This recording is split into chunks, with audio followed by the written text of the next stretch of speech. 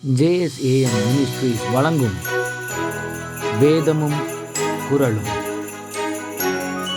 இன்றைய வேதவசனம்: நரைத்தவனுக்கு முன்பாக எழுந்து முதிர் வயதுள்ளவன் முகத்தை கனம் பண்ணி உன் தேவனுக்கு பயப்படுவாயாக, நான் கர்த்தர். குறள் இப்படியாய் சொல்லுகிறது: சிறியார் உணர்ச்சியுள் இல்லை பெரியாரை பேணிக் கொள்வோம் என்னும் நோக்கு.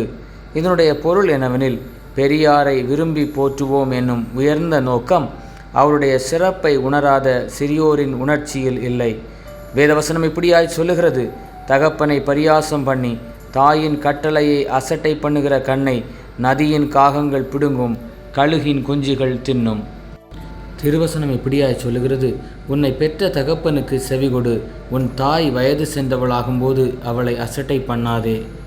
பவுல் தீமோத்தேயுக்கு எழுதும்போது இப்படியாய் சொல்லுகிறார்: முதிர் வயதுள்ளவனை கடிந்து கொள்ளாமல் அவனை தகப்பனைப் போலவும் முதிர் வயதுள்ள ஸ்திரீகளை தாய்களைப் போலவும் பாவித்து புத்தி சொல்லு. கிரீடமான முதியோரை மதித்து அவர் ஆலோசனைக்கு செவி சாய்ப்போம். பெரியோரை பேணி காத்து மரியாதையோடு நடத்துவோம். தேவ ஆசீர் பெற்று நெடுநாள் வாழுவோம். ஜெபிப்போம். இரக்கமுள்ள பிதாவே, நீர் எங்களுக்கு பரிசாக வழங்கிய பெரியவர்களுக்காக உமக்கு நன்றி.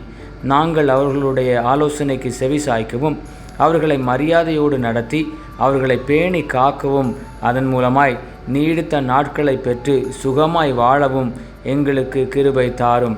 இயேசுவின் நாமத்தில் பிதாவே, ஆமேன்.